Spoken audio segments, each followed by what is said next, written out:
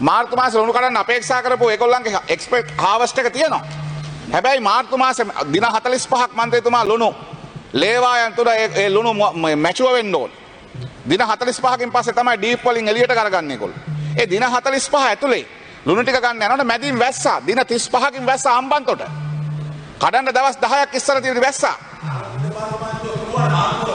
ඉතින් අහගෙන ඉන්නකො. ඉතින් අහගෙන ඉන්නකො කියනක නෑ ආයිත් ඔබතුමා අහගෙන ඉන්න. ඔබතුමා අහගෙන ඉන්නකො දැන්. දැන් ඔබතුමා කතා කරලා ඉවර වුණා මම අහගෙන හිටියා. දැන් අහගෙන ඉන්න. බොරු කියන එක උන සීමාවක් තියෙනවනේ. කාලගුණ විද්‍යා දෙපාර්තමේන්තුව කිව්වා වහිනවා කියලා. අපි කිව්වා සභාපති විතරක් නෙමෙයි ලුණු නිෂ්පාදකයන්ගේ සංගමයට කිව්වා. ඔයගොල්ලෝ කියන විදිහට ලුණු ගන්න බැරි වුණොත් ප්‍රශ්නයක් එනවා.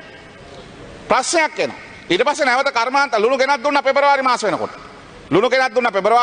ඒ විතරක් නෙමෙයි කර්මාන්ත අමාත්‍යාංශයේ මාර්තු මාසයේ ඊට පස්සේ ආපහු කැබිනට් පේපර් එකක් දාලා තව මෙට්‍රික් ටන් 30000ක් ගේන්න ඕන කියලා කිව්වා.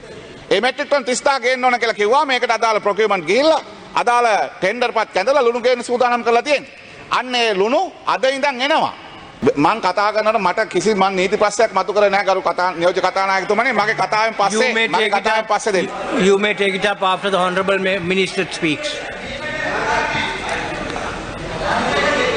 මට අදාළ නැත්තම් මගේ කතාවෙන් පස්සේ දෙන්න කරු නියෝජ්‍ය කතානායකතුමනි.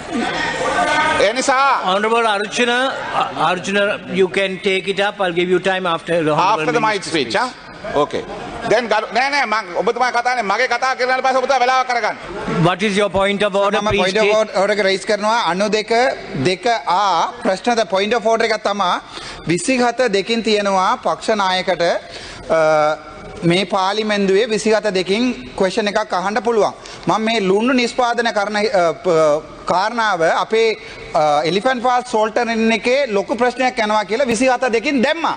ඒක දැම්මාට පස්සේ මේගොල්ලෝ නවත්තලා තියෙනවා 27 දෙකින් මේක දාන්න නැතුව. වෙලා තියෙන්නේ දවස් 12ක්. අපේ එලිෆැන්ට් ෆාල්ස් එකේ ලුණු හදන්නේ නැහැ. පට්ටපල් බොරුවක් කියන්නේ මේක.